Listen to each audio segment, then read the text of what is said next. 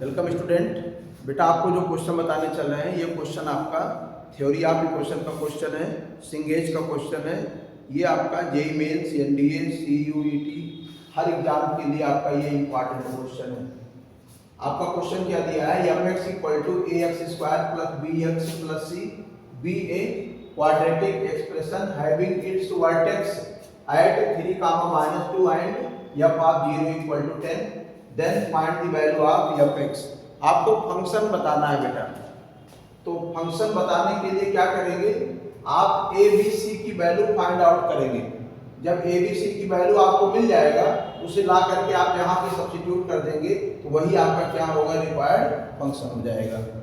तो यहाँ पर इस क्वाड्रेटिक पॉलिनोमियल का जो वर्टेक्स होगा वो -b/2a होगा और -d/4a, और यहाँ पर जो वर्टेक्स दिया गया है वो 3, -2 दिया गया है।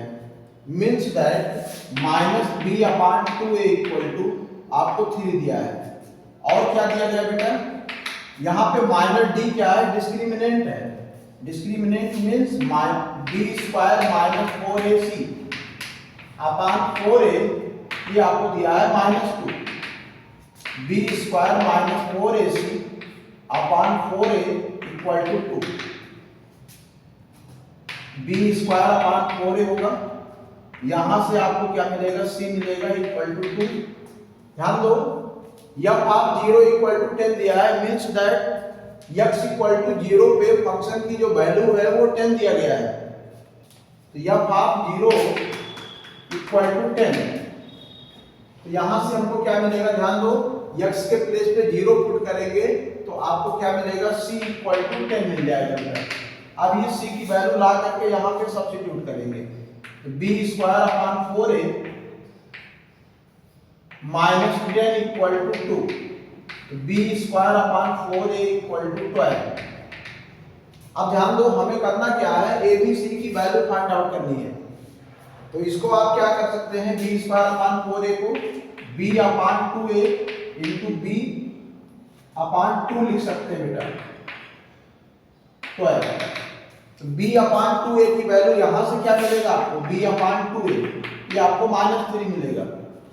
तो यहाँ पे हम क्या करेंगे, -3 लिखेंगे, तो -3b/2 = 12।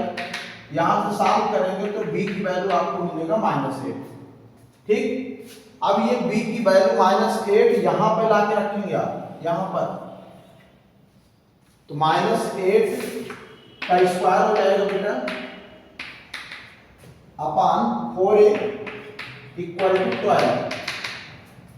तो आपका ये बनेगा 48, a = 64, a = 64/48, 12 थीजा हो जाएगा आपका 16 थीजा और 16 4 a = 4/3। तो ध्यान दो बेटा, यहां से हमको a की वैल्यू मिल गया, b की वैल्यू मिल गया और c की वैल्यू 10 आपको मिल गया। तो अब आपका जो रिक्वायर्ड फंक्शन हो जाएगा fx = abc की वैल्यू ला करके आप क्या करेंगे, यहां पे सब्स्टिट्यूट कर देंगे। तो fx = आपका बनेगा 4/3 x² - 8x + 10।